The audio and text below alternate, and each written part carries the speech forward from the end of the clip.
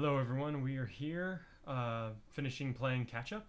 This is really nuts to think about because we are 2 podcasts away from hitting 100 on this story. That's fast. Yeah, that's insane. Crazy. So in a couple, so as some of you know, in a couple of weeks, we're going to be getting some of our regular readers together for a collaborative podcast. We did this. We started doing this around the New Year's, and because the 100th podcast lines up pretty close to that, we decided to go ahead and combine those two as a special, because we'll actually be doing something else for New Year's, but we can get to that later on.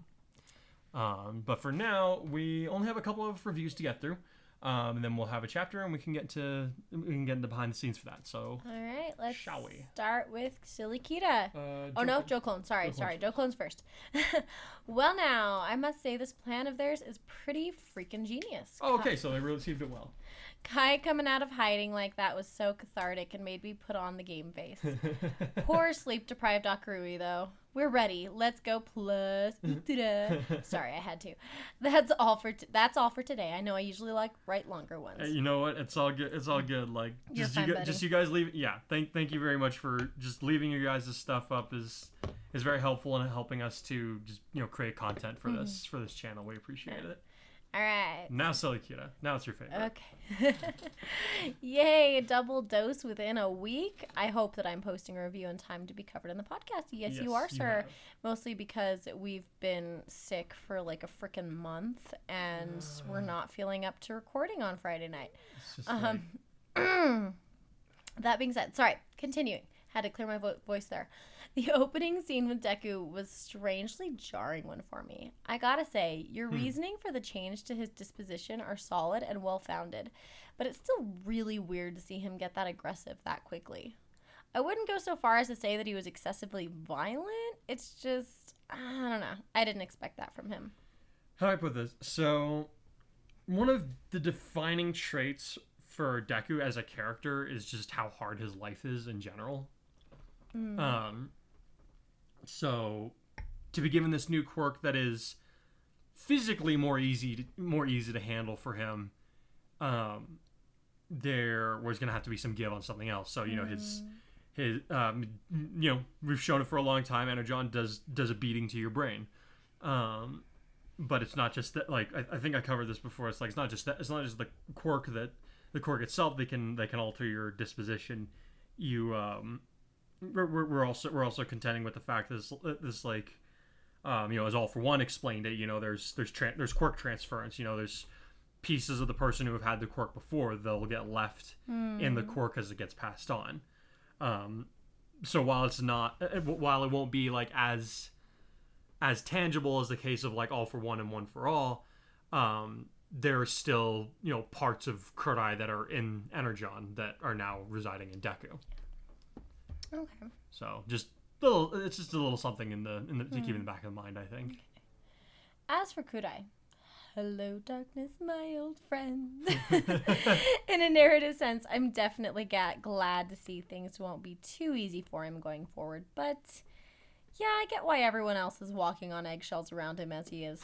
I know that he has to be something to challenge. He has to have something to challenge him, and given how One For All doesn't seem to damage him, at least not to the extent that it did to Deku. Yeah, it'll still hurt him if he uses it at full power, but yeah, nowhere near the same. It makes great sense that his own mind would have to be the obstacle to continue overcoming.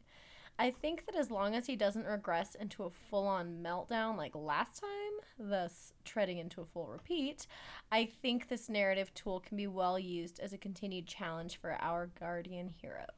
Yep, but yeah, when you're working on a story for this long, it does become more difficult not to like repeat certain things, like especially if they were well received in the past.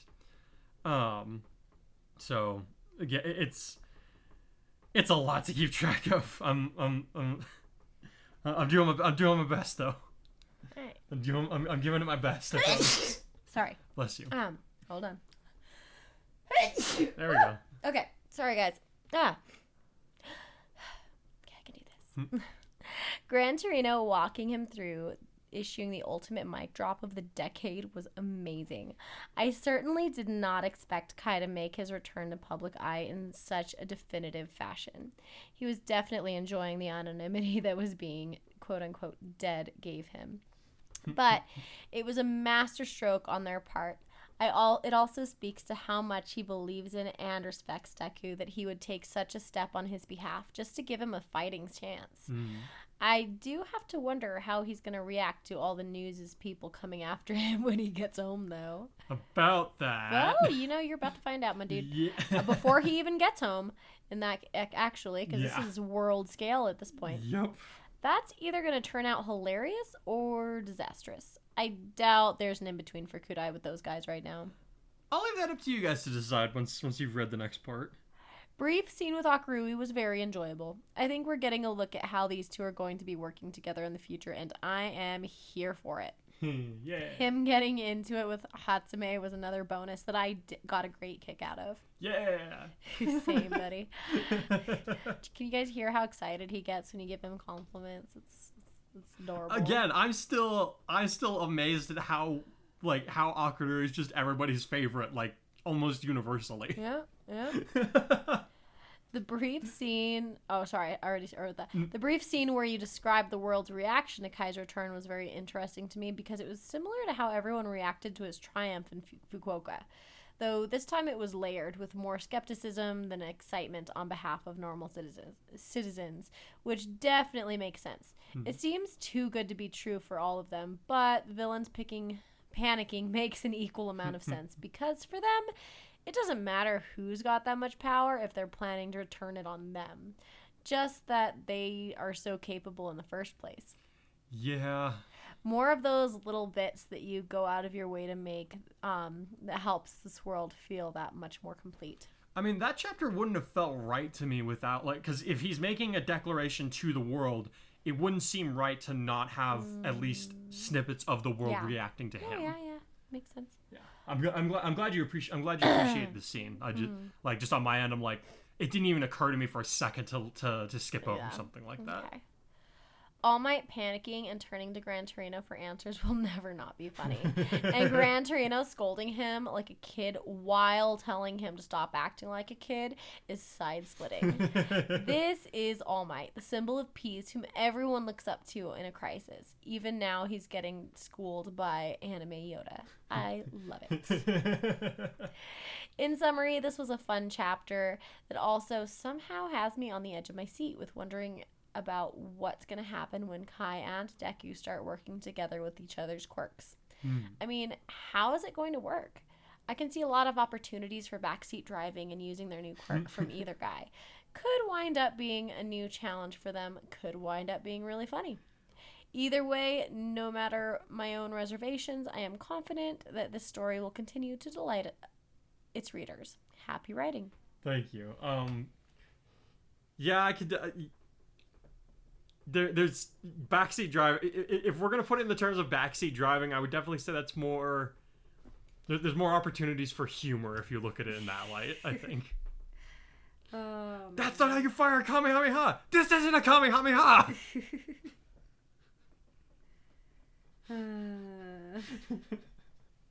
But I get what you say. Yeah, I get what you say. That's It is gonna be an interesting. Dynamic because they've been, from a distance, even Kudai has been helping Deku to get a new handle on his powers. Like, he wrote to him, gave him some tips. It's like, okay, this is where, and even if you think back to, all the way to the beginning of this story, you'll remember that Kudai talked to Deku about, well, this is how I used to control my power. This is the visual process that I went through when I was having a hard time with it. And they trained together, even before the school festival. So, Deku still has that knowledge, and he's still been applying it. So, and vice versa. Yeah. Even though, when he was hospitalized, he had no intention of using the quirk. Before that, he's known Deku, and he's worked closely with him.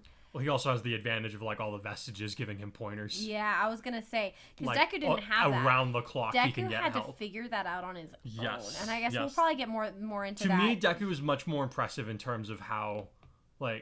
how far he's had to come. Yeah, well, I mean, that's the thing.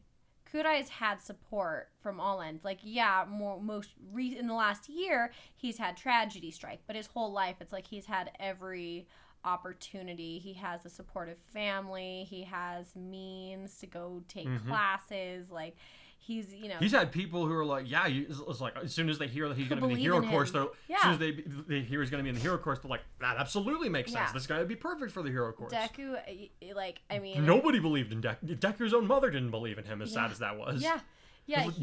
She had her own character progression, and she felt awful about that.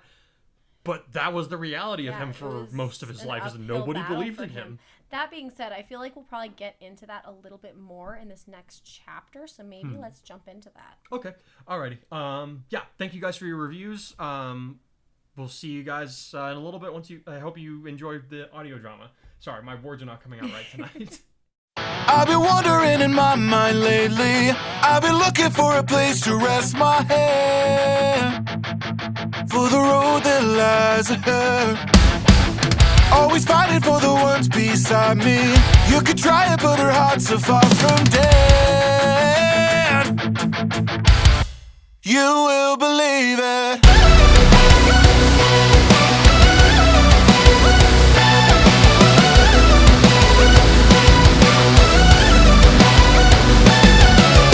I look at fear in the eye, as we met before. Stirring every lie, someone's at the door. You keep walking the line, I stuck to the floor. Nothing wrong in my mind, I've always wanted more. I've been walking on coals high for my whole life. Gotten better to bruise just to get it right. Climbing every hilltop through pain and strife. But when my summit is reached, I'll be out of sight. I see the writing on the wall, and I'll keep holding on, holding on. Building the life that I've been dreaming. Holding on, carrying my heart to the end. And they'll see who was wrong, who was wrong. When I've reached the heights I'm scaling, I'll rise above, so in the fire within.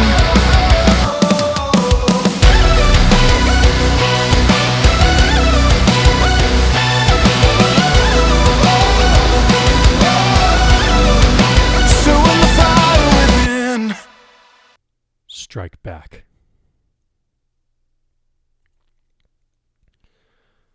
Well, who would have seen this one coming? Kudai let out a dry chuckle as he looked out of the window of the train that he and the others were occupying to see an evening platform of the station where they were about to get off. The only real issue with this plan was that there was a sizable crowd of people, both media and regular folks alike, who wanted a chance to talk to him about the video that he had released earlier in the day, which had taken the entire internet by storm. It wasn't as bad as he would have expected it if he were back in Japan, but he figured that a smaller country like Klayd, he wouldn't have attracted so much attention. I suppose this is a lesson in never underestimating the masses, he thought as he detected a few camera flashes going off from outside. His eyes started to glass over again, but before he could completely space out, he shook himself and forced his gaze to remain focused while his comrades expressed various degrees of amusement at their apparent predicament. We all saw this one coming, Eric grinned at him. I just don't get how they zeroed in on me so fast. He muttered as he felt the train come to a stop. I didn't say where I was broadcasting from. You singled out Otheon, and once it was clear that their government was in no position to arrest you, the next logical step would be to look for you in nearby nations. Gran Torino pointed out as they all stood up. In a backwater country like this one, with no major players in the world of heroics, it wouldn't be hard for people to be on the lookout for someone matching your description. When they had first boarded the train, a number of people had tried to approach him with questions and requests, but a stony silence from the group and a net of Black Whip energy sectioning off their seats from everyone else drove the point home that they did not wish to be disturbed at the moment. When the fifth quirk had first appeared, everyone tensed up, ready to spring into action the second it looked like he was about to do anything other than ensure their privacy, but this had proven an unnecessary concern, as their target of concern had remained perfectly docile throughout the ride. Kudai had lowered the barrier once the train was moving and people stopped trying to approach him, but now he noticed a number of the passengers were eyeing their group with curiosity once again. Making sure to keep Black Whip ready for use at a moment's notice, he moved out of his seat and reached for the suitcases that they had stashed in the overhead compartments. And here I thought the media monkeys back home were a bunch of bloodhounds. He grumbled as he retrieved his and Mina's luggage. Which are they, monkeys or bloodhounds? She asked him as she took her suitcase from him.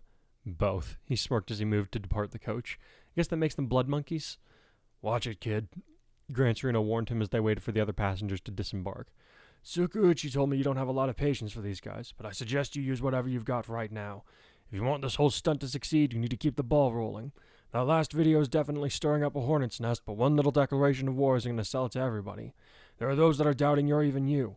Those cameras out there are your chance to keep the attention of our enemies on you and not let them focus back on your friend. We are also trying to keep the mystery alive, keep them guessing, Kurai countered. If I go out there and give the reporters the story they're looking for, my ambiguity becomes a non-factor. Kid, have you ever seen a politician being interviewed? Gran Torino deadpanned as people began to shuffle past him with openly curious gazes. A few times, but what does that matter? Kurai asked as he made a face. I don't much like them either. Ever notice how they have a tendency to answer a question that has nothing to do with what's being asked? Again, reasons not to like people who sit in front of a camera for a living. The point is, they tend to answer the question they want people to ask, the old man said as he raised his cane in a threatening manner, which caused Kurai to clam up instantly. They do that, and people love them for some reason. Don't ask me why it works that way, it just does. All you have to do is go out there and answer the questions that you want them to ask you, and they'll eat it up. Some of the element of surprise is preserved, and you get people continuing to talk about you, strengthening your claim that it really is you who's back and ready to dole out some justice on their shady neighbors. Mina and Kurai exchanged a look before they shrugged, and the boy said, Worth a shot, I suppose. What do you say we give the gossip column something to talk about? His fiancée grinned mischievously as she patted her clavicle, where her engagement ring was hanging inside of her shirt from a necklace. Let's say that for a last resort, he said with a half-hearted grin as she gave him a pouting face. Sorry, but I don't want to have to explain that to our teachers on top of the media until after this whole thing is over with, if at all possible. Man, what good is having a ring if I can't show it off? The pink girl complained while Gran Torino rolled his eyes and the other student grinned at their friend. Think of it as building suspense, Kurai told her cheerfully, his irritation at having to deal with the paparazzi, having apparently been quelled by her new dilemma, though she was swift to notice the return twitching in his fingers.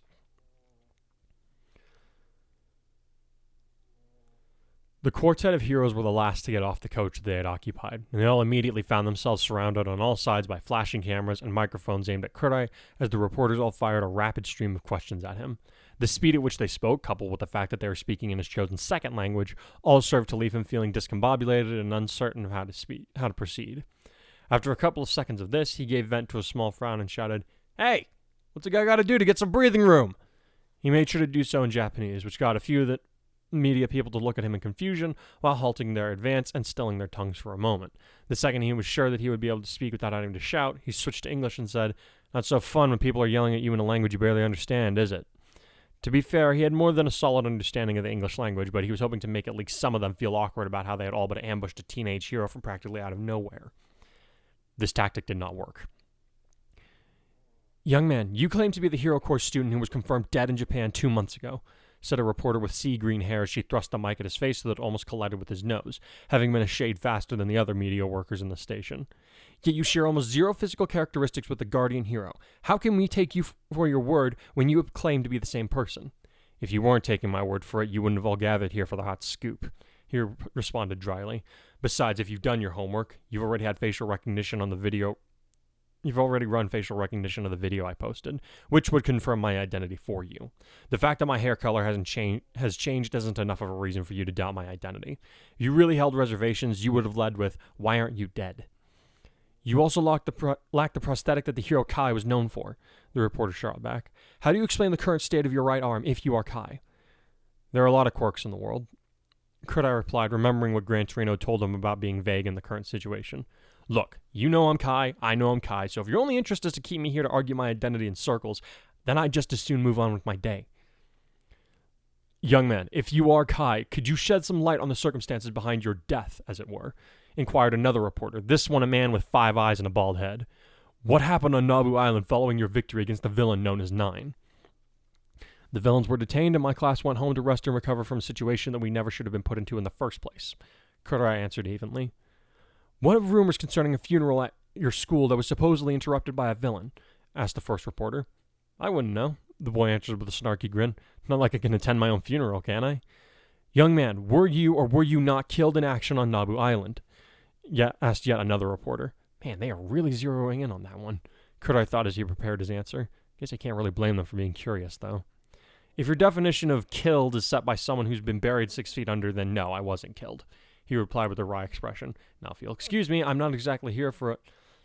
What about the fact that your quirk does not match the description of the Guardian Hero? The first reporter asked, which got him to stop in place. You claim to be the same individual who stopped the efforts of Humarise in the attack on your homeland, but the satellite imagery and long-range cameras show nothing in the way of a bright light that Kai was shown to wield. Before Kodai could make a reply, Mina stepped up to stand between her fiancé and the reporters, which seemed to take a few of them aback. Hi there, she said with a thin smile. I'm Mina Ashido, otherwise known as Ashy Queen back home. In addition to being Kodai's classmate at UA High, I've also been his girlfriend since the beginning of the year. You can verify that fact via an interview we had back in November. So let me tell all of you here, however different he looks, in whatever way he's changed, he's still the same Kai that saved the lives of people counting on him so many times. Stop wasting his time with stupid questions so we can get on and actually do the jobs we came here to do. Namely, stopping the psychopaths that want to kill 80% of the world's population. There was a brief, stunned silence that resulted from her assertion concerning the validity of their prying into Kodai's personal matters. This was followed up by the boy himself gripping her hand as he looked at the most concentrated cluster of cameras and said, Get some perspective, people. I came here to do what I've always done. Stand my ground and stop the bad guys in their tracks. Instead of second-guessing my identity and intent, just watch what I do in the coming days. That'll be my answer to all of your doubts. Turning his head toward Ari and Gran Torino, he said, Let's go, we're done here. At this, the crowd of reporters tried to protest, but the heroes responded by using their quirks, or in Mina's case, jumping into Kodai's arms before he used his, to vault over their heads and make a hasty exit from the transit platform. As soon as they were clear of the crowds, Kodai looked over his shoulder at Gran Torino before he asked, Is that vague enough? We'll review your performance in detail later. The old man answered as they skidded to a stop at the street corner. For now, I'm more interested in getting to our hotel and grabbing some grub. I made sure that this hotel has a microwave in each room, Ari said as they started walking at a brisk pace, not wanting to give the crowd a chance to catch up to them. You guys can keep your heads down while I go to the convenience store and grab some food. And I'll make sure to grab your pastry, sir. What makes you think you can blend in with a crowd any better than the rest of us? The old man asked as Kodai pulled a map of the small city that they were in on his scouter, which would allow him to find the quickest route to their lodging for the night. Your face is going to be all over the news with ours. Like this, she replied as she rounded a corner into a back alley. With a brief glow from her horn, her hair reverted to its natural off-white color, while the protrusion on her forehead enlarged itself a couple of centimeters. There. Once I change my clothes, hardly anyone will give me a second look when I go out. Maybe you should have done that after we got into our rooms, Mina pointed out. If someone sees you with us, the news people will be on the lookout for someone matching either of your descriptions. Now when I do this... The girl grinned before her horn glowed again, and she once more had raven locks framing her crimson eyes and horn, which it shrank a little so that it was easier for her to hide. I can reverse the reversal, remember? That's a handy trick to have, Gran Torino mused, sounding impressed. I can even revert myself back to my appearance from when I visited Kai in the hospital, she added, looking rather pleased at the praise she was receiving. So that's 2 disguises I've got for situations like this. Okay, don't start showboating, the older hero warned her. I got enough of that from your predecessor. Sorry, sir. Wait, are you talking about me or All Might? Kodai asked with a small frown. Yes.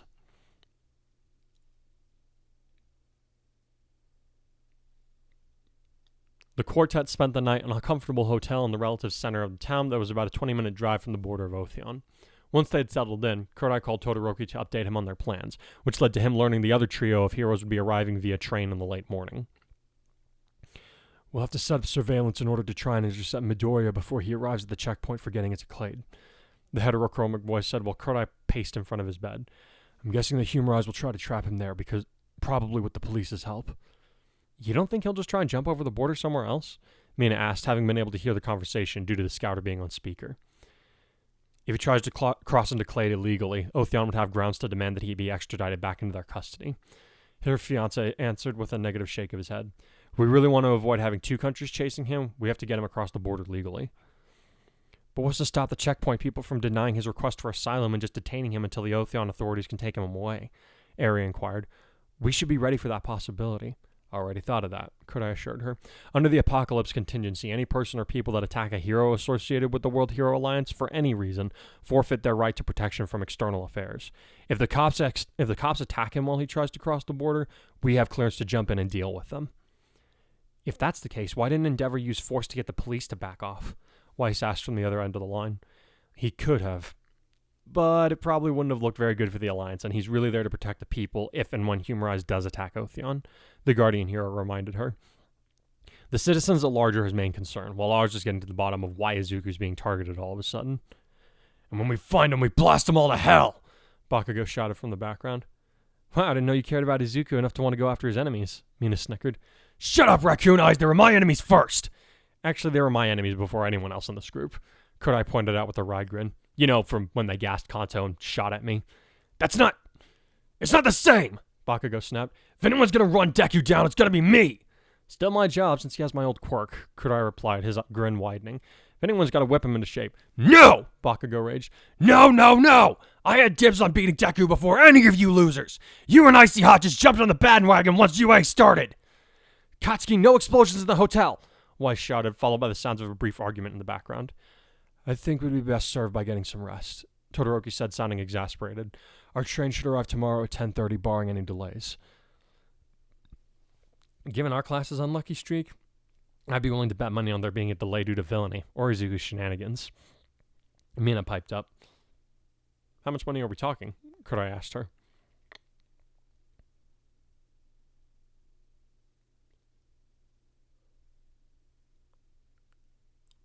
Just before bedtime rolled in for the group, the Guardian Hero asked the girls to meet with him and Gran Torino in their room. Unsure of what he wished to discuss, they were somewhat surprised when they went in to see the young man looking at the entrance with a hard, nearly hostile look in his eyes. Time for a difficult discussion, he said without preamble, giving both the girls a sinking feeling while Gran Torino's grip tightened on his cane. I don't like the way you've all been looking at me ever since we got to Klayd. It's not helping me to keep my focus, and while I know it's unreasonable for me to ask that you stop worrying so much, I would ask that you not look at me like I'm a nuke about to go off. Can you blame us, kid? Gran Torino replied in a terse voice. You might be the most powerful hero in the world, and you're a walking ball of PTSD. Whether or not you can mean well, the fact is that you're at a major risk for instabilities is not something that we can afford to take lightly. When All Might was just about killed by All For One and undoubtedly started carrying more stress than he should have been able to handle, did you start treating him the way you're treating me? Kodai shot back, his words cutting deep at the older hero like a whip. He not only escaped death by the skin of his teeth, he forced himself to keep up appearances for the sake of the world. Or so he claimed. Personally, I think he was doing it for himself more than anyone else, but that's a discussion for another time. Point is, he went at it alone, allowed no one to help him. Something that cannot be said of me in this moment. Except that you're asking us to leave you alone, Eri murmured, making sure to keep her voice as non-confrontational as possible. Did the words, leave me alone, come out of my mouth at any point in this discussion? Kodai replied, his tone decreasing in its intensity to match hers. I asked you guys to stop looking at me like I'm a liability. I'm not, for 2 reasons. Okay, then let's hear him.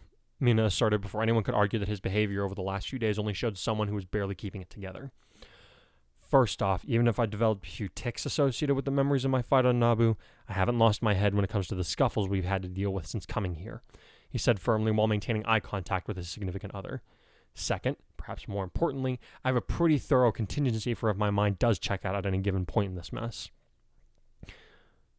Look, Kai, I'm doing my best to keep an eye out for it. Not you, the white-haired teen said to interrupt Eri with an emphatic shake of his head. Tapping the side of his head, he then added, the vestiges. More specifically, my vestige. Come again? Mina inquired, feeling just as confused as the others seemed to be. Back in Kanto, the 10th didn't just take control of my body the instant my quirk stopped being suppressed, he explained wryly. Miss Ray and I were trying to find some place to take shelter from the gas. Somebody with a laser-type quirk was getting put into overdrive and nearly skewered me. Long story short, my memory gets triggered, I pass out, and basically take a backseat while my vestige goes on a joyride in my body. Well, wait, Mina said, her eyes widening with worry. I thought you said you and your vestige should work things out. That he wasn't going to be taking over your body anymore. I specifically remember saying no more hostile takeovers. Kodai countered patiently. He and I are not wrestling for control of my body. I'm not sure if he and I can tag out anytime we want, so to speak. But if there's no driver in the front seat while the engine's running, there's another fully licensed operator ready to go.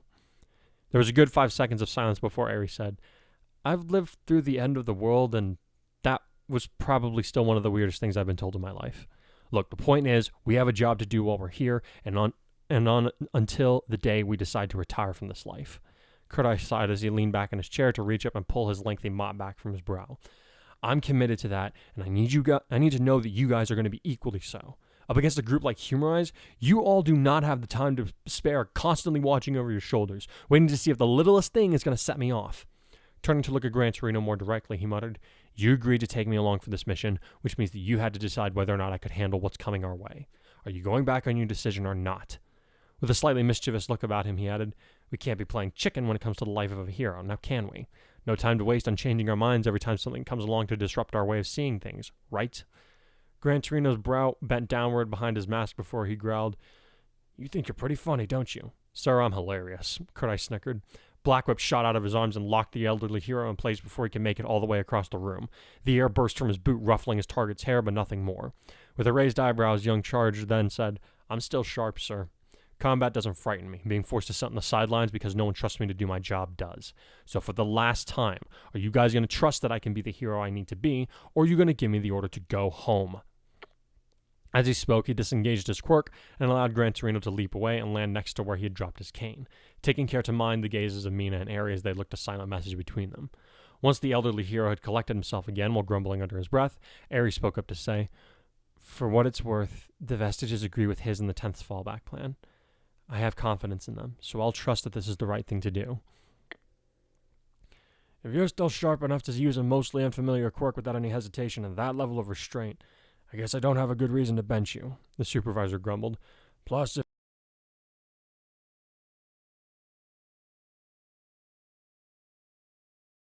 Last to speak was Mina, which was unusual enough in and of itself, but Kurdai made no sound or movement to hasten her reply, her caramel eyes scanning his blackened orbs for something. He wasn't quite sure what. When nearly 30 seconds had gone by without another word being spoken between the lot of them, Gran Torino gestured for Aerie to follow him while saying, "Come on, kid. Best if we give them a minute." "Fine by me," the girl said as she followed the old man out. However, she did add over her shoulder the words, "Let me know if you need me to pick up something from the store while we're out." "Thank you," Kurdai replied with an incline of his head. Once they were gone, he flicked his eyes back to Mina, who still had yet to move from where she had been studying his face with a slightly unnerving intensity. Even so, he refused to break the silence, knowing she would only tell him what was on her mind in her own time. It took a little while, but eventually she stirred and said, "The last time you made promises to me like this, you broke it. I want to believe you, I really do. It's just really hard to do it when I keep seeing you dead in my dreams almost every night. Then I wake up and I remember that it wasn't just a dream and all of that actually happened." She gave him a sad look before saying, "I love you and I really want to believe you again. I'm not even worried that you're going to go out on a suicide run or anything like that, really. I just don't think you actually know your own limits as well as you say you do." "Maybe I don't." Kurdai shrugged, surprising her with his calm acceptance of her assessment. "But that's why I need to know that you guys are acting like heroes ought to while this is all going on. I need to know that you're all looking at the big picture instead of worrying about one corner of it." "You're a bigger piece of the picture than a corner, sweetie." She giggled, which he was glad to see. "Even if that is the case, I'm still not the whole picture." He grinned briefly in response. "I'm glad to know that you're looking out for me, truly. But if I become the reason that you weren't able to save somebody or even ended up getting hurt yourself, all my power wouldn't mean much then. What good is it to be that kind of hero when the only thing they do is leave a trail of agony behind them?" "Kurdai, what exactly are you trying to say here?" Mina asked, her brow bending downward a little bit. "I'm asking you for a lot," he admitted, his smile now gone. "I'm asking you to trust that I've learned from my mistakes, and that I won't subject you to that kind of pain again. I know that what I'm asking for is not easy, but I have to ask it of you anyway. We both knew, even after I got out of the hospital, I would never be exactly the same as I was before Nabu. I've accepted that. Have you?" Even as he posed the question, Mina's guts sank. In order to try and buy herself some more time, she muttered, "I hate this turning into adults thing. It's nowhere near as fun as I thought it was going to be." "You're stalling," Kurdai pointed out, though he did allow a little grin back onto his face. "I'm trying not to fight it," she admitted with a slightly pained expression. "I mean, you look different and all, but in so many ways, you're just the way that you've always been, so... This is so confusing." The poor girl grabbed at her hair in frustration, prompting Kurdai to stand up and gently grip her arm so that she wouldn't damage her scalp with the force she might have applied otherwise. "Tell you what," he said softly as she looked up at him to see him smiling with equal gentleness. "Let's compromise. Next time we go into a fight, pay close attention to me and what I do, how I handle things. Hopefully after that, you'll understand why I'm not worried about risking an identity crisis mid-battle." At that, Mina's gaze became a mixture of concern and curiosity. "What do you think I'm going to see?" she inquired of him. "Hopefully something that'll convince you that my confidence is warranted," he replied with a bigger grin. "Can I ask you to trust me that far?" All right, she conceded, much to his relief. But if I see any signs you're blanking out on me, I'll have Eri bench you. Agreed? As you wish, he said cheerily. Now, let's get out and start a patrol. We better make ourselves familiar with this town's layout just in case we run into trouble here. And like that, my worries are gone, she grumbled, though it was a slight grin that she said this. Your work ethic is still nuts, so I guess there can't be too much wrong with you. Seriously?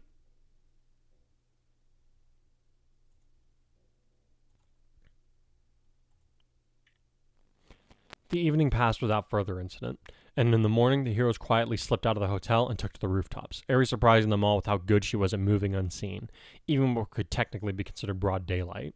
Her guidance helped even Mina to move through the small city without being detected by the people around and below them. In the future, stealth wasn't a luxury, it was a necessity for survival. She explained when they asked how she had gotten so good, especially when her quirks did not lend themselves to unseen movement. If you were seen during a mission, you were probably dead. Compared to all that, this is child's play. Says the kid, Gran Torino commented as he leaped after the trio onto a slanted rooftop. In circumstances like ours, age is just a number. Could I quit back? You can hardly call us children after what we've been through. Gran Torino had let out a grunt in response, and after that, their talking was reduced to a minimum as they patrolled the city.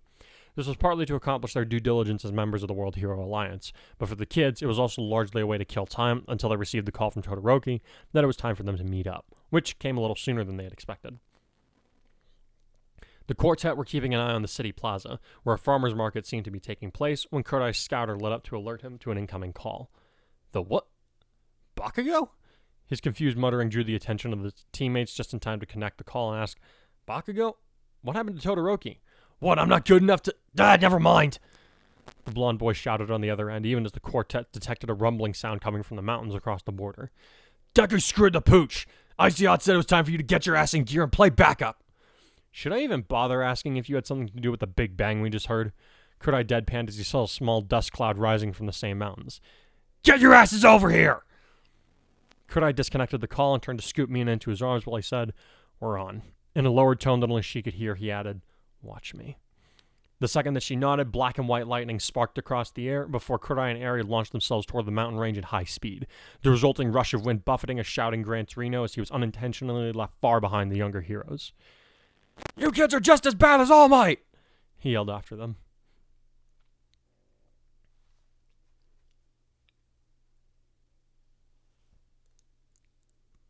Izuku and his new traveling companion / fellow fugitive Rhodey had just managed to get to the border within their sights when they ran into a couple of problems.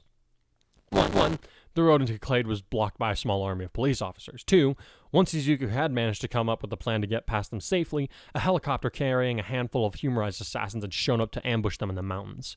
One of them had a projectile-type quirk that allowed her to fully control and amplify the impact of any missile that she fired from her bow, and was responsible for nearly skewering Izuku during one of their previous encounters before he and Rhodey had managed to escape. The others he had never seen before, but he had no doubt they were just as dangerous. The archer opened fire on the pair from the helicopter as soon as she had them in her sights, but after having encountered the woman twice now, Deku had countermeasures in mind.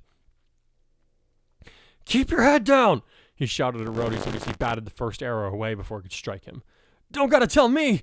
The other boy yelped as he dove behind a huge boulder that he hoped would shield him from harm, at least for a little while. Fixing his eyes on the helicopter, Deku allowed his compact gauntlets to enlarge and cover his hands and forearms as he prepared to fight back. Stretching his right hand out and aiming his fingers at the helicopter, he focused his power and shouted, Cancer! Flash!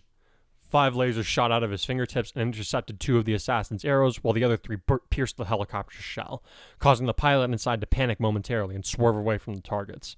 Despite this, 3 more assassins were able to jump out of the close enough to the mountain in order to menace the boys.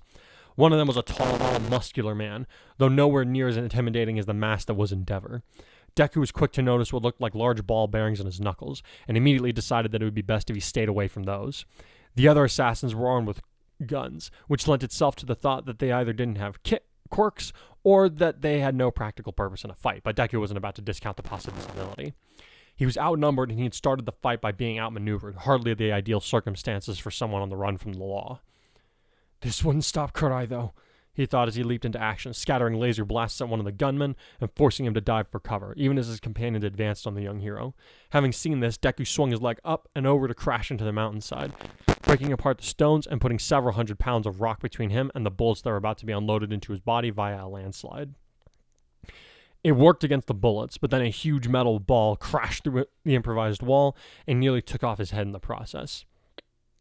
Before he could get off another counterattack, Deku found himself under fire from another arrow, the archer on the helicopter having apparently recovered from his earlier retaliation. On top of that, he knew the other assassin was probably getting ready to take their own shot from behind his back. His frustration at the situation quickly exploded with his temper as he gave vent to a shout of rage that fueled a high jump, followed by a storm of lasers that slammed into the 3 assassins on the ground, and lighting up the area with explosions that kicked up a lot of dust. Right after that, he caught the arrow that had been fired at him and threw it back in the direction it had come from, which seemed to startle the archer because she didn't react in time to change its direction, allowing the arrow to stick in the door of the helicopter right next to her arm. However, when he realized that she had not even flinched from the proximity of the arrow, he had to assume that her attention was focused elsewhere. A cry of fright that sounded like it was coming from where Rhodey had hid confirmed it, causing him to turn his head and see his friend about to get hit by another arrow that he had missed. He was about to call out for the boy when he realized it was rapidly growing colder, which brought a smile to his face. Just before Rhodey could be shot, ice sprang up and halted the missile in place. "Midoriya!" Freezerburn shouted as he and Mirtanaster skated onto the scene, with Ground Zero barreling right toward the helicopter. "Are you all right?" "Better, now you're all here!" "Stupid nerd!" Ground Zero roared as he slammed into the cockpit window, startling the pilot inside. "How do you expect to be a master of that quirk if you can't even take on a few extras like these?" He drew a hand back to slap the glass with an explosion, but it was stopped when Mirtanaster shouted, "Katsuki, look out!" Without a second thought, he launched himself backwards, just in time to avoid a small cluster of bullets. At first, Deku thought that one of the assassins had gotten a clear shot, but he quickly realized that the projectiles had come from the wrong direction. Switching his gaze to peer down the mountainside, he saw the police down by the station had taken up sniping positions, and were the ones shooting at them from below. They were caught in a literal crossfire, and Rhodey was still in imminent danger. He gave vent to another shout of frustration before he fired a warning shot in the direction of the police barricade, forcing them to scatter and obscuring their vision with a dust cloud that he hoped would buy them a little time to get their bearings. "I'll handle the police," Mirtanaster shouted as she leaped from hex to hex as she made her way down the mountain. You 3 take care of these thugs." "Thanks," Deku called after her. Now that they had someone to cover their backs, he could focus on keeping Rhodey safe. He quickly found the other boys, still desperately clutching onto the briefcase that had caused all their problems, while Freezerburn held off the Humarise assassin who could apparently fire cannonballs out of his knuckles. Ground Zero was busy evading gunfire from the other villains while cursing them out, but he didn't seem to need help, nor did Deku think that his assistance would be welcome. "Focus on the archer for now," he decided as he landed on the mountainside and saw the woman lining up to take another shot. "Not on my watch." Taking careful aim with his right pointer finger, he waited until the arrow on the woman's bow glowed green, the telltale sign that she had engaged her quirk and was prepared to fire. "May the wrath of the stars pierce you," he growled as he fired off a condensed energon blast that was no bigger than the ballpoint of a pen. "Sagittarius Flash!" The bolt flew well and true to strike at the arrow and snap the top half, so that it hung uselessly from the assassin's hand. Who then let out a cry of pain as the bow disappeared and she clutched at her arm. Deku's eyes widened as he realized that she hadn't been holding a bow. Her hand was the bow, which meant that he had just broken part of her hand. Before he could fully process what had just happened, the woman's expression changed from one of pain to one of disgust as she looked down at herself. She seemed to mutter something before she took a couple of steps and walked off the helicopter, sending her plummeting toward the ground far below. The movements were so casual, so unhurried, that it wasn't until she was nearly halfway to the ground that Deku realized what he had just seen, and now there was no way for him to reach her in time to keep her from meeting a messy end on the rocks. Just as he was about to avert his gaze to avoid a horrific sight, there was a rush of wind and lightning that intercepted the woman's fall and swept her up onto a nearby outcropping. Deku blinked in surprise as he realized that it was Krinoa who had taken a hold on the now struggling assassin as she surveyed the situation around them. "Need a hand?" Deku turned at the sound of a familiar voice and was somewhat startled to see Kai standing on absolutely nothing as he looked down at the chaos below them. "We need to protect Rhodey and the briefcase that he's carrying," he replied to his friend as he felt relief sweeping through him. "Humarise wants it badly enough to kill us out in the open for it." "Is that the guy with Todoroki?" Kai asked as he took note of the boy hiding behind their other friend. "Yeah." "You watch over him then," the Guardian hero said as black lightning started to crawl across his body. You're more suited for precise long-range attacks than I am right now." "What are you going to do?" Deku asked. "Cut off their escape route." Kai answered him with a grim sort of smile as he eyed the helicopter. "Then I'm going to let the Otheon government know what I think of dirty cops." Before Deku could ask what he meant by that, the other boy's right hand was coated in black lightning, followed by him shooting toward the helicopter with the same arm drawn back. As Kai flew toward the middle of the vehicle, he let out a ringing shout in the form of the word, Chidori! His fingers sheared through the metal plating, destroying the helicopter in an instant and ejecting the pilot, who was yelling in terror as electricity and flames licked at his body while he flew through the air. Fortunately for him, a small blur of white and yellow appeared to catch him up and take him to safety, though his relief was cut short when Gran Torino's boot collided with his head and knocked him unconscious. The old man glared up at Kai, who was nodding at his hand, as if satisfied with the damage he had managed to wreak with his new powers. "Did you have a plan to save this guy?" his mentor demanded. "Failing your appearance, I'd use Black Whip," he answered over his shoulder. "Now, if you'll excuse me, I think Todoroki could use a hand with his problem. I've got backup to deal with." Then he was gone in another rush of wind. Deku barely noticed, though. As soon as Kai had mentioned Todoroki, he turned back to see the other hero now being forced to shelter himself and Rhodey with an ice dome that was straining to hold against a barrage of iron balls coming from the big assassin.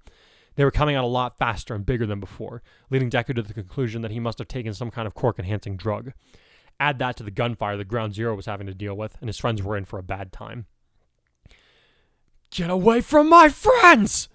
Deku shouted as he focused on a stream of memories that fueled his stronger emotions, remembering the despair upon realizing he was powerless to become a hero like All Might, how he had felt when he had come to know that even with One for All, he couldn't save his best friend. "Never again," he thought as his hair burned yellow and his eyes darkened to a rich violet. "This time I'll master my powers so that I can save everyone, even Kurai!" His power blazed as he streaked through the air like a comet to crash into the large villain. "You're not hurting my friends!" he shouted as he slammed his right fist into the villain's iron-studded knuckles, shattering the metal and following it up with a reverse kick that connected solidly with his enemy's chest, sending him crashing into the mountainside. Not wanting to give his opponent a chance to recover his strength, he ran at the stunned man, summoning more power into his right arm as he shouted, "Taurus!" "Wait, I yield!" the big villain shouted as he raised his arms in a futile attempt to protect himself. "I give! I'll tell you whatever you want to know!" Deku, having been caught off guard by the words, was only able to just shift his aim so that his punch slammed into the stone face of the mountain next to the man's head, breaking it apart and sending pieces flying in every direction. Not wanting his enemy to think that he had been caught off guard, he looked the man in the eye and said, "Start talking, or the next one won't miss." Even as the hero forced himself to release his tentative hold on the raging power of the stars that flowed through his veins, he did his best to emulate the threatening tone he had used Kurai use whenever they had combat practice, and had to play the part of the villain. Before the man could answer, Deku recoiled in horror as his captive's head was suddenly snapped back, blood and gray matter spraying from a gaping hole that had appeared in his skull. Whirling around, he saw one of the gunmen that Ground Zero had been tangling with and made a shot with some kind of compact rifle. "Death before dishonor!" he shouted before he ducked under an explosion that Ground Zero launched at him from above, the blonde teenager screaming in rage as he realized they had just lost a prime source of intelligence due to his mistake. "Damn it!" he roared. "He was supposed to be out of ammo!" Thinking quickly, Deku realized that since the fight had begun, he had not seen or heard either gunman reload their weapons. At first, he had chalked it up to having to keep track of multiple opponents, but if Bakugo had specifically been keeping count of the number of shots in his head, something had gone awry. There was another factor at play here. "I think he has a quirk that lets him reload without changing clips!" he shouted as he left the dead body behind, trying to put the image of the man's brutal death out of his mind as he did. "Damn it, where'd Sandman's team get to?" "Worry about them later," Deku grunted as he charged up another handful of lasers in his palms. "Get in close, I'll cover you!" "I'm not worried, and don't give me orders!" Ground Zero bellowed as he abruptly changed directions in midair, shooting toward one of the gunmen while Deku filled the space between them with brilliant yellow energy beams. The man, unable to decide whom he should shoot at first, decided to take the third option. "For the cause!" he shouted before he yanked on something hidden inside of his clothes. This was followed by an incendiary explosion that completely vaporized him, leaving Ground Zero to once again curse in a helpless rage. "These bastards really don't want to talk," he seethed. "Then let's not leave it up to them." Freezerburn muttered as he eyed the remaining gunmen. "Eri and Gran Torino took 2 of them alive, but it would be best if we have as many captives for interrogation as possible." The last of the Humarise assassins really quickly realized the situation that he had found himself in, and knew that there was only one way out for him. "For the not happening!" Ground Zero bellowed as he let off a maximum blast that sent him toward the final opponent at the speed of a bullet. Even as he did that, Deku took another careful aim, remembering some of the lessons that he had taken from Kurai regarding human anatomy. Right before the assassin could trigger whatever bomb he was strapped to, he fired off another Sagittarius flash, piercing the man's right forearm and severing the tendons that connected his fingers, leaving his hand as a useless decoration on the end of his arm. Immediately after that, Ground Zero slammed into his target, resulting in the assassin's head being planted firmly in the dirt, completely unconscious. "No one else is getting killed by a lame-ass explosion!" the blonde hero shouted as he stomped on the man's back, as if to make sure that he was really out. "If anyone's getting killed around here from now on, it's going to be from my explosions!" Someone might want to tell that to the cops down there, Rhodey said with a nervous air as he pointed past the ice shield to indicate the checkpoint where the police had set up their barricade, which was currently being assailed by a storm of black lightning. "Looks like someone pissed off Saiyaman," Ground Zero commented as they watched the chaos unfold. His face split into a feral grin as he added, "Awesome." A couple of minutes before they had taken notice, things almost seemed like they would have calmed down. After the law enforcement's initial exchange of fire with Deku, Mirtanaster had arrived on the scene and erected an ice barrier just high enough to obscure their line of sight and get their attention. The lead officer had aimed his weapon at the pale girl and shouted, "Miss, you are interfering with the pursuit of a criminal. If you don't stand down, I will charge you with aiding and abetting." "Correction, officer," she said from atop the cold barrier, the sight of several firearms being aimed at her, apparently doing nothing to intimidate her. "Firstly, you're pursuing a suspect. He hasn't been convicted of any crimes yet, so calling him a criminal is a bit premature. Second, he's an official member of the World Hero Alliance, which means that you are interfering with an international affair, which could have rather far-reaching effects on your country's bureaucracy when all is said and done. I'm offering you a chance to back down now, before I execute the rights granted to me by the Apocalypse contingency and take you all in for questioning with my superiors." This gave the officer and many of his men pause as they were forced to weigh out their options. Many of them had simply been following orders, but what the foreign girl was saying made sense. None of them could recall this Deku character being convicted of mass murder, just that they had been told that some hero from overseas had up and decided to kill a number of civilians the other day. Those who were members of Humarise knew that Deku was no such criminal, but they also knew that Fleckturn wanted him and his traveling companion dead at all costs, and that failure to get the briefcase he had on him would not be tolerated. At the same time, if they didn't handle this right, they could end up with a whole army of heroes knocking down their doors and demanding answers for why one of their operatives had been killed without due process or sufficient evidence to support their actions. That could ruin their organization's plans before they could even be set in motion. Just as the lead officer was about to order them to shoot her on the, admittedly flimsy, grounds of her interfering with Otheon's internal business, a handful of grayish-green liquid sludge sheared through the hoods of the cars, leaving the engines as melted scrap within seconds. Many of them recoiled from the resulting hisses and acrid smell that told them it could have been a lot worse for them. A second later, a young voice confirmed it. "I don't want to hurt any of you people," Acid Queen said from where she had leaped up to stand beside a somewhat surprised-looking Mirtanaster. "But if you keep pointing those guns at my friend, I'm going to have to take away your weapons and I'm going to have to give your weapons the same treatment, and I can't promise that I won't get carried away. After all, there's like 50 of you guys and only 2 of us. We can't take any chances." Now the lead officer was frowning. Something about this newcomer seemed vaguely familiar, and it was putting him on edge. "We can't risk them ruining everything," he thought as he prepared to pull the trigger on his pistol. "If it's for their cause, then what do our lives matter if it means stopping or even delaying these filthy beasts?" Whipping his arm up, he fired without warning, several of his compatriots doing the same only a second later. To their dismay, however, none of their bullets reached their intended targets. Acid Queen had thrown up a thick wall of acid that melted most of the projectiles before they could even get through, while Mirtanaster conjured a handful of recoil hexes that caught the bullets and sent them back at their owners, causing injuries and several weapons to be destroyed. "Wrong answer," the pink girl shouted with a scowl. "Trust me, you're going to wish you'd checked out with us and been smart enough to walk away." "You haven't stopped us," the leader officer shouted back, turning to his men as he did so. "Switch to automatic weapons. They won't be able to stop all those." "Wanna bet?" a cold voice called down, leading all the policemen to look up and see a solitary hero dressed in black and white, who was hovering above them with an unsettling gleam in his eyes. Again, something about him looked familiar, but from their current angle, the police couldn't quite tell where they knew him from. Kai, for his part, looked down upon the supposed keepers of the peace with an unbridled sense of contempt as black lightning began to crawl up and down his body again. "You officers are supposed to give people a reassurance, not scare them by making a bad situation worse," he said in an accusing tone as he jabbed his stiff finger at them.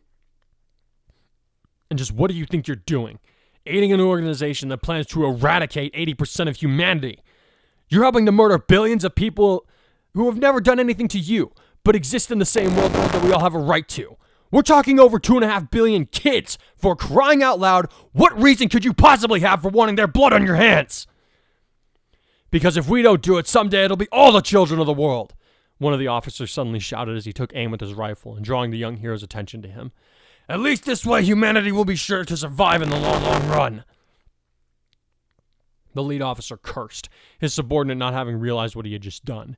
Before he could warn the other man to get down, a black tendril of energy shot out of Kurai's arm and roughly seized up the outspoken policeman while also snapping his rifle into pieces. Now that he had confirmation that there were Humarise members among these officers, he wouldn't hesitate to take them all down, maybe even out.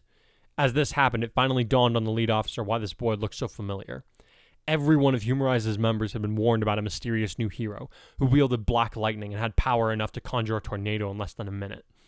The sergeant knew there was only one thing to be done now. Stand down or I will have everyone here shoot you, he shouted, hoping his voice wasn't shaking while he did.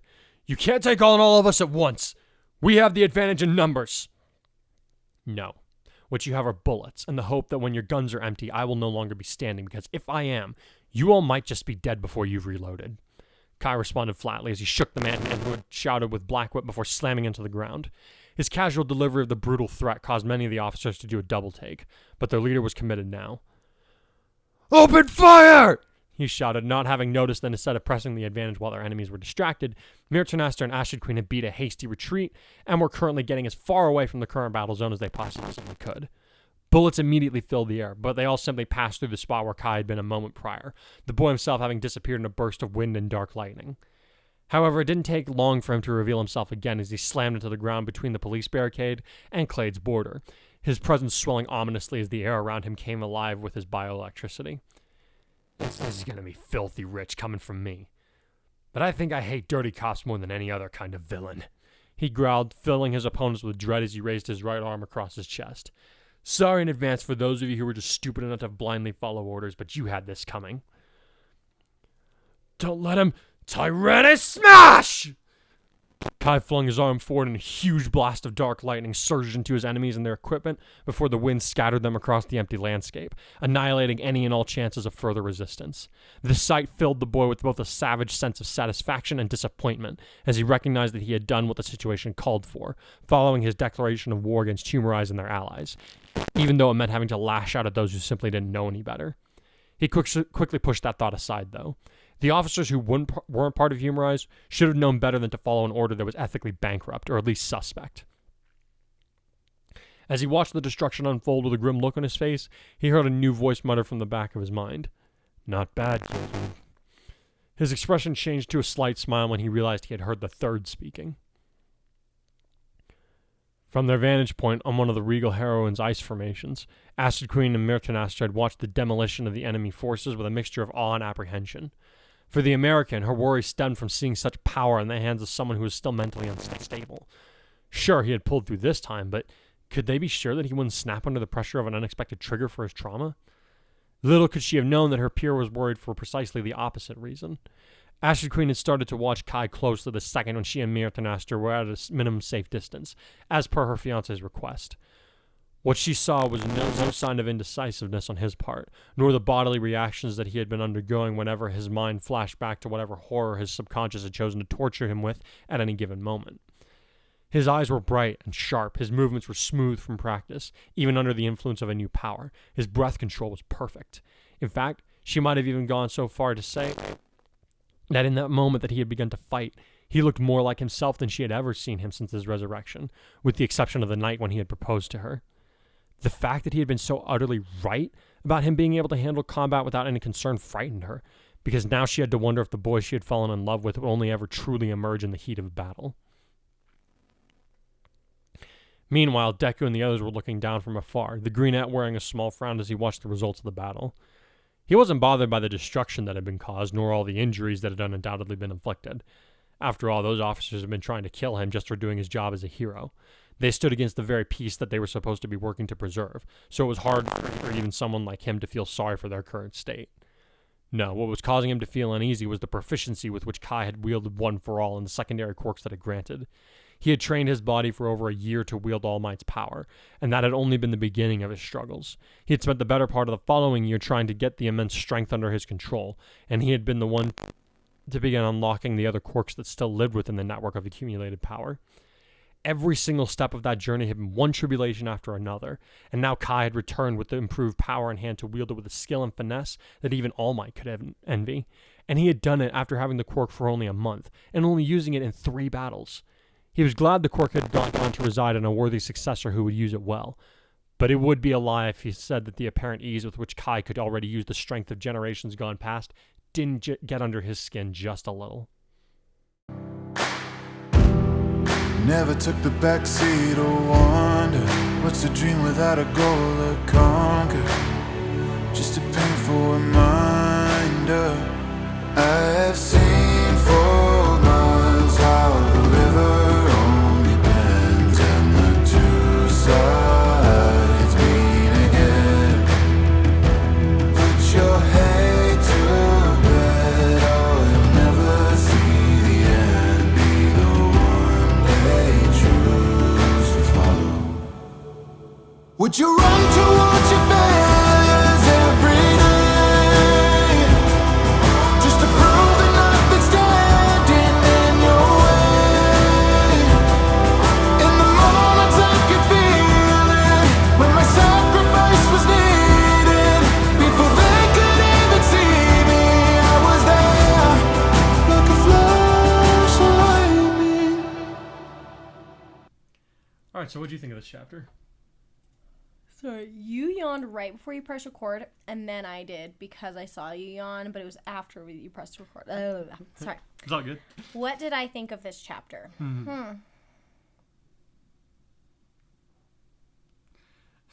For a bit of a reminder, we had the opening scene where they're traveling by train, and they could see like the media circus is happening outside. That's right. And Kurtai's just like, how? Yeah, well, as usual, it's interesting because he has the history and the know-how for dealing with the media, but he really sucks at it, honestly, in my opinion. Yeah, he does. He really sucks at it. Yeah, he does. And I couldn't have him go being good at everything. Yeah. So that was just frustrating. given his personality, his history, his upbringing, like, he's not the kind of person who would be good at dealing with the media. Yeah, I think for me, I'm such a people pleaser, but that for me, I'm like, I would have been going through 20 different variations of what I was going to say while I was on the plane. Okay. And I would have had like 10 fallback plans because I'm a teacher and that's what I do. Like, you perform for people all day long. You're a monkey who's performing for people. So I'm used to that. So for me, it comes naturally to me I hate to say it, I am a natural BSer. And so for me, seeing him come across so tactless is so annoying to me because I'm like, bro, you've been in a hero course for how long? You've known for how long that you want to be a hero.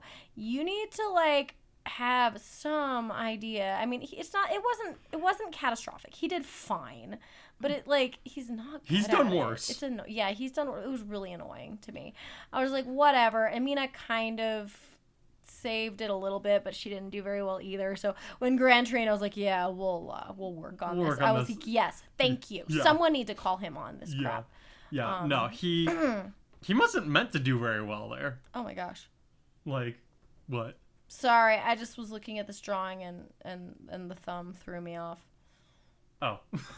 Did I mess up? It looks broken. Maybe it is. I don't know. Maybe Ari broke her thumb because it definitely looks broken. Okay. I'm sorry. Oh, well. I'm not fixing it at this point. Yeah, it's fine. What was I going to say? Yeah, it wasn't meant to be like, yeah, you did such a good job. There's like, no, we need to talk about to be fair, again, his entire history and like just how he hates the media comes into play. Also, his homeroom teacher is Aizawa. Yeah. Like, Aizawa comes through when he really needs to. Aizawa can butter people up. But he doesn't like doing it. No, but he has tact. If someone asks him a question in the media, he's going to handle it in a very logical and strategic manner. He's not Kudai's also dummy. a teenager.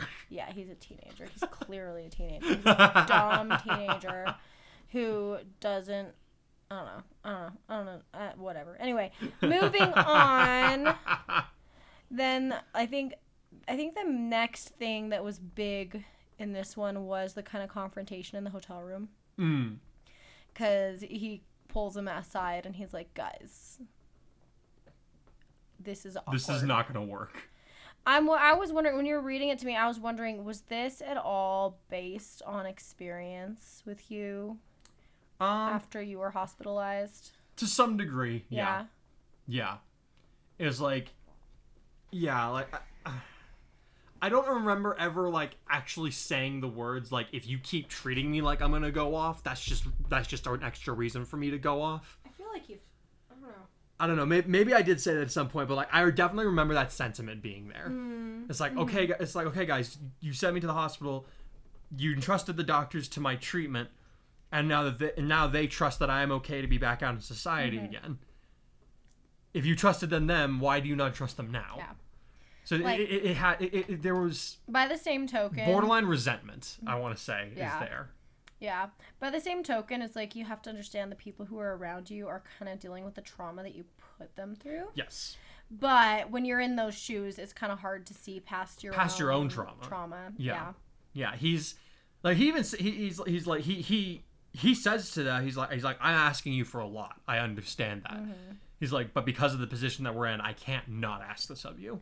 And I can see that there's a piece of him that's like probably feeling guilty for putting them through needing to feel that way. Oh, absolutely. But yeah. But they don't have the time to be like, they have to find a happy medium given the situation that they're in. If they're distracted, if they're preoccupied with worry about him flying off the handle, they're not going to be at their best either. So I mean, it's good to have the conversation. Yeah.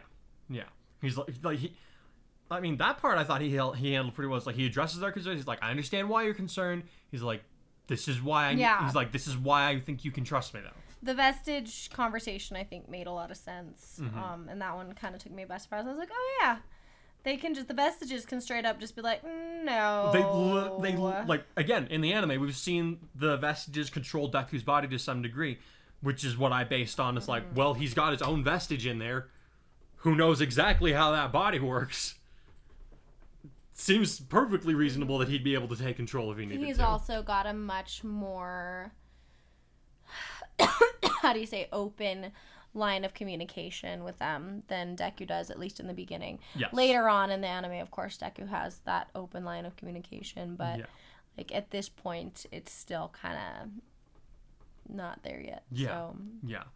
I honestly like this was one of the things where it was like I almost missed putting it in because I thought about like leaving it until later. No, but it makes sense because I think that's on everybody's minds because of course everyone else who knows he was hospitalized is going to be like, why the heck are they letting him get mobilized this fast after literally breaking out of a mental hospital? Like he was not necessarily they were going to send him home, but then he kind of watched a city full of people explode. Yeah, exactly. So that's fresh on everybody's mind who knows he's been hospitalized and knows what he did before he was hospitalized. So I think for your readers too, it's more of it's like a good... It's like, no, he's thought about this. Yeah. So I think it's... Yeah, if he did not think that he was safe to be in the game, he wouldn't be there. Yeah. But no, I think it's an important conversation, if not for the characters, for the audience. So yes. He knew that. Difficult discussions are how do I put this? Discussions like that are like establishing boundaries on something so important. Like those are always very difficult conversations to have. Kudai's never shied away from those. Though. Yeah, he's never shied away. Yeah. But I think he's handling it. He's handled this a lot more tactfully than he has this kind of situation in the past, at least. Yeah. Definitely. Because, you know, he saw what he did to everybody. Mm-hmm. Like, and he, again, like he, you know, he kind of throws a glance around. He's like, I don't like the fact that you're all looking at me like I'm a walking nuke about to go off. But he uses those words on purpose. He uses he's like, I know I'm a walking nuke. He's like, I know I'm essentially a walking nuke. He's like, but there's a failsafe. But there's a failsafe. He's like, please stop treating. He's like, please stop treating me like I'm one step away from killing everybody. I don't know. What do you think of this scene? Was hard to write because it was very difficult. There were a couple of different versions that I went through where either Mina was the first one to vouch for him, or she was the last one to give her agreements to his request. And I think her being the most reluctant to take him at his word was the correct one to go with, because if I'd gone with her being the one who, like, yes, it's good. It's good that she believes. It would be good that she believes in him. You know, she's keeping her word. But it just wouldn't have felt as natural because she says to him, she's like, you know, the last time you made a promise to me about something this heavy, you didn't follow through on it. Well, I think her emotions right now during this conversation are a lot more layered and complicated than everybody else's. Because, like you said, you know, she's thinking about the last time they went into action together, and that was really scary. That's really scary to think about at all. Yeah. And also, as someone who's loved, you know, not just you, but plenty of people in my life who've struggled with various mental illness, it is so hard to move forward and give that person the benefit of the doubt when you've walked with them through episodes. And so she's in this place where she knows that she needs to have his back. She needs to back him up. She wants to have his back. But she also in the back of her mind is wondering, am I being blinded to the danger because I love him so much, and because I want to be in his corner and I want him to succeed? Am I just projecting, and am I ignoring red flags and dangers because of how I feel about him? So you think that this was the correct option? No, absolutely. Okay. Because I've been through similar thought processes, and so it makes sense. Like, I don't often, I mean, you guys know, Mina and I are very different individuals, and so I don't often relate to her, but this is one of the situations where I'm like, no, this makes sense. That she's, and I don't know that necessarily this character would always respond this way, but it makes sense to me. Again, they've all their canon has been altered to such a degree that they're not entirely how they would be in the original. But yeah, I like trying to find the right wording for her, like visualizing her thought process was also interesting, because I was like, okay, because like I had to go back and forth and like, okay, do we get inside her head? Do we follow her thought process, or do we just see him? Do we just have him watch her as she's going through these things and then have her tell him? No, I liked it because it worked. It got everybody in the same room, got everyone on the same page, and then you're able to do it in a concise way that's not dragging and keeping us from the action, which then picks up pretty soon after this. Yes. Because they go on patrol the next day. Yep, and then there were a few different versions of this chapter that almost happened. I remember. Like Bakugo being the one to call him over was one of the last minute additions that I did, because originally I was just going to have them like see the explosion, because I was watching the movie and there's an explosion that happens where you can see it from the next city over. Yeah. So I was like, okay, that could be their cue. But then I was just like, nah, what if Bakugo called them and he was mad that he had to call them? Yeah, No, the comedic timing on that one was nice, at least with you reading it, because you know, you knew what it was supposed to sound like.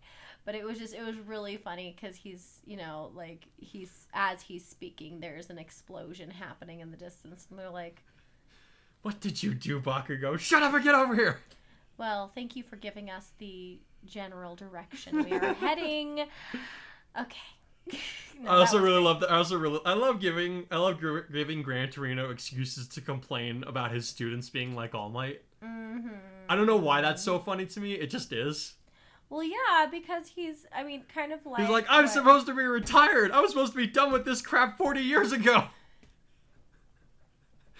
I'm still chasing after these crazy kids. Yeah.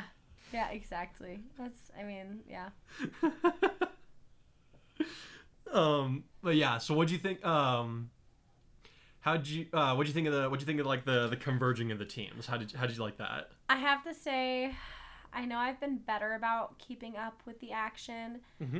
Today was one of the days where I definitely just kind of glazed out a little bit. My brain kind of turned off when it came to the action. I was having a hard time visualizing it. Mm-hmm. One thing that did stand out to me was Weiss's entrance. That was like her little BA moment there. She's like, excuse you. Yeah, that her and I beg your pardon, miss. Then beg. Yeah, exactly. But that's the energy I was trying to capture for that scene. And then the cops responding to her like, "Oh, that makes sense, yo."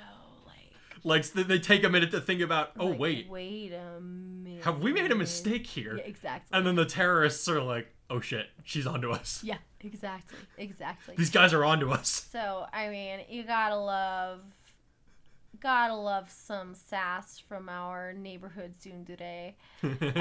But who actually has a boyfriend at this point, though? So I don't know if she can be called that anymore in the story. They're both they both are. So like, I don't know. It just works. It works. Anyway. Yeah, it's honestly like thinking about going into it. I was like, it was an idea that came to me, and I was like, why does this work? And it just does. It's like there's rhyme and reason that I could get into, but it's like there's not enough of it on screen for me to bother going into it a whole lot. So I'm just, the only explanation I can give is like, to me, this works. Yeah. What was the highlight of the action for you? Kurai getting pissed at the cops. He's definitely projecting a little bit here because he grew up. The cops were his heroes. Yeah. Well, they were heroes. Gang Orca's his favorite pro hero. He holds them to a higher standard. He holds them to a higher standard. So of course he's going to be much more frustrated when they don't live up to that. He's like, this is the opposite of what you're supposed to be doing. Mm-hmm. He's like, the whole just him venting. Mm-hmm.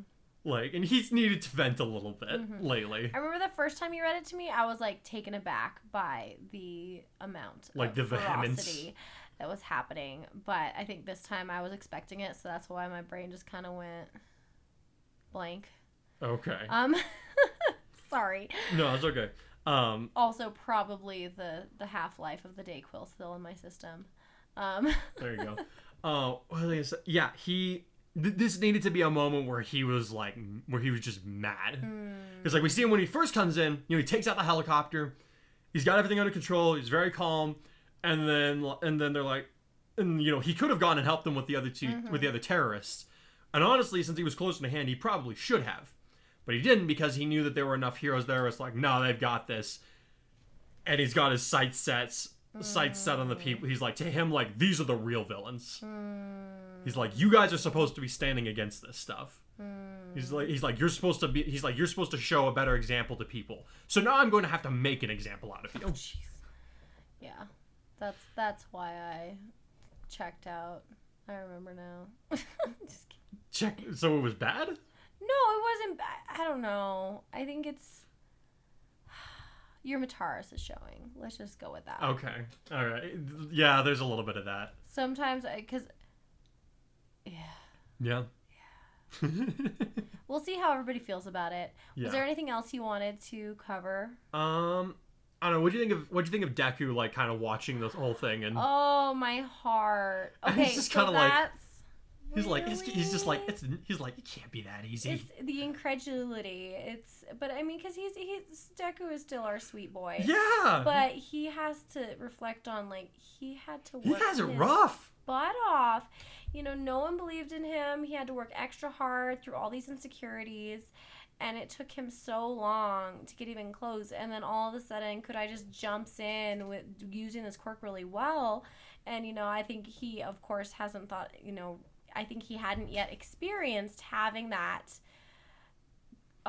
go between you and the vestiges. And so poor Deku's like, what on earth? How is he doing so well so quickly? Am I that sucky, And I felt that. So Kurai being able to use One for All so well was a really hot point of debate within myself. But I justified it because, for two reasons. One, he's had to deal with Energon his whole life. He's already had to adapt to a very difficult quirk. Two, All Might was able to All Might was able to handle it right off the bat, and he had no prior quirk experience. And for me, I think also what we were talking about in the reviews, he and Deku trained together constantly. They were going back and forth, and they know each other's styles inside and out. Exactly, and they practice together with combat all the time, and so I have no doubt that he's been kind of going through this mentally as well as, I don't know. And Deku's doing well in controlling it's hard for him to see that when he sees what has become his quirk being used so spectacularly by somebody else. Yeah. Now, granted, we haven't really seen Kurai's reaction to Deku using it firsthand. Like, he's heard about how he's making good progress with it. He's heard about he hasn't seen Deku either. So it'll be interesting to see how Kurai reacts to seeing that to seeing his friend using what was essentially his power. Yeah, I definitely felt for Deku though. I was like, I was like, this is something that, again, this is something that I never even considered passing over, because this cannot be left unsaid, that it would be so weird for Deku to see, and it would be hard for him not to be kind of like irritated almost. I don't think at least a little jealous. For me, I don't think he would be. I don't think that's in his nature, because Deku. It definitely got under his skin. Yeah, but if you really think about Deku as a character, he has got that pure hero's heart. This is true. And it's like, I think he would have a certain level of incredulity, but I don't think he'd be irritated or... I wouldn't say... I think he could be irritated, but not... he's not going to go so far as to be resentful. No, he's not going to be resentful, because that's not his character. He never resented Bakugo for having the explosion quirk that made his life hell. Once he gets over the incredulity, he's going to be geeking out. Like, what the heck? How did you figure this out? He's gonna be asking him all these questions like, what on earth is happening, buddy? But yeah, I think that moment of pause, like, really... Notebook number 18, which is just dedicated to one for all, and Energon comes out. It's like, where did you get that? Exactly. That's what I see. I think I can see this moment of pause, like, how, what, like, it's like, that's not fair. I don't understand. But then he's Deku, so he's still gonna switch. He's still gonna switch right into Mr. Problem Solving mode. Sweet boy that he is, you know. So yeah. We'll see how that's received, but I think that's the way I see him. I don't think he would. I think that would be a very fleeting thought. And then he'd just move right back into being a hero, because he's, at the end of the day, he's still so thankful that he has a quirk and can be a hero and do what he needs to do. Yeah. You know? Yeah, keeping that thought in mind, going forward, because I think there's because that does need to be taught. Like, he hasn't had a, like if you think about it, he hasn't really had a moment to sit down with Kurai. Like, the last few times they've been face to face, it has not gone well. No. Like at the airport, you know, they were there, that went well. But it wasn't really much of a heart-to-heart. Like, all their heart-to-hearts leading up to then have gone very badly. That's true.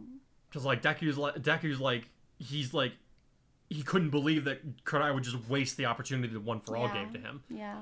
And before that, and even before that, he's like, why are you so awful to everybody coming back? Like, their last few heart-to-heart had not gone well. But I think, at the same time, he doesn't hold things against people. No, he doesn't. And I think more than anything... But that's where my point is, like, that's where they're, like, that's the last few significant interactions they've had. So, like, that's what they need to be coming back from going forward. Yeah, but I think at the same time, you are thinking more through the lens of how Kurai would respond to something, or one of your other, like, characters that's got some of your attributes. Because Deku, I think, would just be more relieved than anything that he's back to kicking butt and taking names. Yeah, that's true. Like, I don't think he's not gonna think into it, and he doesn't dwell on negative emotions, because he would not be who he is. He would not be where he is if he's the kind of person who dwells on negative emotions like that. He has fleeting ones. We've seen him have these fleeting negative emotions, and, like, being self-conscious, being down on himself every once in a while, but he snaps out of it really quickly. As soon as there's a moment of like where he can actually solve the problem and kick into gear, he's fine. I'm gonna say that like seeing the vigilante arc does illustrate the fact that he does have these negative qualities inside of him. They can be brought out, but they're not his default. And he's also not been pushed that far yet. No. That's a much different level. I would say that he's been pushed further in some, like, you know, he's, for example, he, you know, in the original canon, you know, Night Eye died, but and you know, he felt for that, but he never had anybody that he cared about deeply. That's the thing, though. Deku thrives on love and support, and he still has been surrounded by everyone loving on him this whole time. He hasn't been isolated, so he's not going to slip into that kind of negative thinking in this kind of situation. He also has Uraraka more definitively in his corner in this version. Exactly. So yeah, I think the only other thing that really needs to be noted is Mina noticing that Kudai is more like himself. He's not even close to being unhinged. And I think it just goes back to that fact that when you are really good at something, you learn to dissociate to a certain degree and leave your emotions out, and you just snap back into gear. Yeah, that part of him definitely comes from me. Like, I think that's more common than you would think. But, I'm talking about the specific circumstances that he does it in, though. Specifically the fighting bit. Okay. Because you know my experiences, but we won't go into that. At least, I don't know. Maybe that's forceful projecting myself into him, like me wanting me to be in there. But like I wrote him and his conduct with the thought that like this is how my fighting patterns would change or click in if this were me. Okay, that's interesting. No, I think. It makes sense that you wrote it that way. I don't feel like I broke character. No, but what I was gonna say is, you know, from everyone I've talked to who works in a field where you are helping or supporting people, I've had this conversation a lot. Actually, I've had this conversation with people who work in the medical field. I've had this conversation with social workers, teachers, all kinds of different people. But what I've found is all of the people I've talked to about this, they're in some kind of field where you're helping people, right? And the commonality that I've noticed in having these conversations is I have to snap out of whatever emotional funk I am, and I just go into autopilot and dissociate to a certain degree, because otherwise, if I'm letting my emotions get involved, it doesn't work very well. And so they're like most in their element when they are there doing that job, right? Yeah. Like the paramedics I know, they're like, no, I can't get all worked up because someone's bleeding all over the place. I have to be in work mode, and I have to be the paramedic. I can't be a person. Exactly. And then I can maybe deal with the emotions later, but that's, you know, I wouldn't be a good paramedic or a good social worker if I went off the deep end because of this, you know? And so I think it just makes sense. Yeah. No. All right. Yeah. I'm pretty happy with the way that this chapter turned out. I think there was a good spectrum of topics that were covered. We had some action. We had some good heavy talking points. I felt like it was a pretty balanced chapter. Yeah. Yeah. So I will put in a word of warning for the next chapter that's coming up. In that it touches on a little bit of a darker theme. There's nothing gets shown, but there are implied interrogation tactics. Okay. So, you know, that's not your thing. You've been warned. If you need the summary, you know, you can message me through fanfiction or leave a comment below. Ask me what's happening, and I can fill you in on the details later on. Cool. But other than that, it's gonna be a fun chapter next time. Woo! It's gonna be next chapter. We're gonna be if we don't start up the actual like boss fight of the film, then we're gonna get toward it. So I'm excited for that. Awesome. But well, thank you guys so much for letting us play catch up, and we'll see you in a couple of weeks. Have a plus ultra couple of weeks until the next one.